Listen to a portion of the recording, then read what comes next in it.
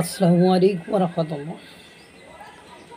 Press সচিব শফিকুল আলমের মতো ব্যক্তি থাকলে বাংলাদেশে আর কোনো অভাববোধ, কোনো বিপদ আপদ আপনার ধারে কাছে আসতে পারবে না।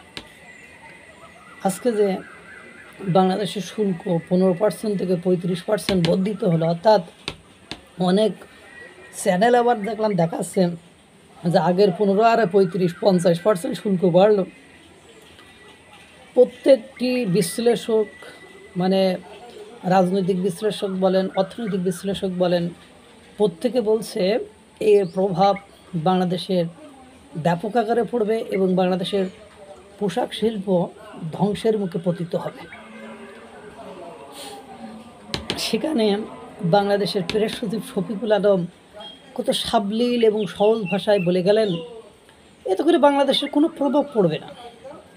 9 জুলাই আবার একটা মিটিং আছে, সেই মিটিং গেলে আমরা একটা পজিটিভ কোনো কিছু পাবো, আর যদি নাও হয় তাহলে এটার জন্য বাংলাদেশে তেমন কোনো প্রভাব পড়বে না।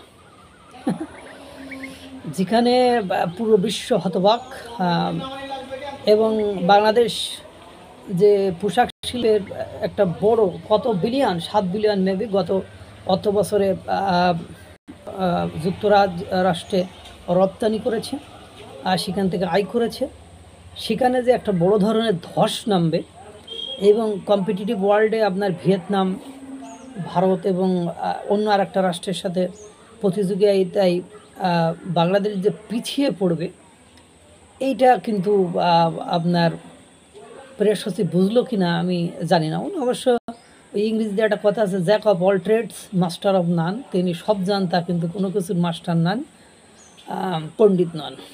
এখন উনি যত সাবলীল ভাষায় বললেন তাতে করে মনে হলো ওনার ভাষায় তো বাংলাদেশে মব হয় না, ওনার ভাষায় বাংলাদেশে প্রেশার গ্রুপ সৃষ্টি হয়েছে, জনরসের সৃষ্টি হয়েছে। ওনার ভাষায় ফ্যাসিবাদকে দমন করতে গেলে আপনারা যখন একটা কেওয়াস সৃষ্টি করবেন তখন সেটাকে জনগণ মব বলবে। ওনার ল্যাঙ্গুয়েজ ঠিক এরকমই, যা বাংলাদেশের সমস্ত বিশ্লেষক, বিশ্ব মিডিয়া সকলেই যখন বর্তমান সিচুয়েশনে বিভিন্ন লোককে অপমান, অপদস্থ, জুতার বাড়ি মারা, ডিম ছোড়া, এর বাড়ি তার বাড়ি আক্রমণ করা, গণপিটুনি দিয়ে হত্যা করা, এগুলোকে অবলীলায় মব বলছে, স্কলাররাই মব বলছে এবং উনি অবলীলায় সেটাকে প্রেশার গ্রুপ বলে চালিয়ে দিতে চান। তো ওনার কাছ থেকে এই ধরনের কোনো ক্ষতি নয়। উনি এনিহাউ সেটা যে কোনো ছুতু দিয়ে পার করে দেবেন। তো ওনার মতো একজন লোক প্রেস সচিব থাকায় বাংলাদেশের কোনো চিন্তা করার দরকার নেই। উনি এর আগেও বিনিয়োগের ক্ষেত্রে, সর্বক্ষেত্রে আমি ওনার মুখ থেকে যে এই সরকারে কোনো ফল্ট লাইন আছে বা এই সরকারের ব্যর্থতার কোনো ব্যর্থতা আছে, এই সরকারের কোনো সীমাবদ্ধতা আছে, এটা আমি আজ পর্যন্ত কোনো দিন শুনিনি।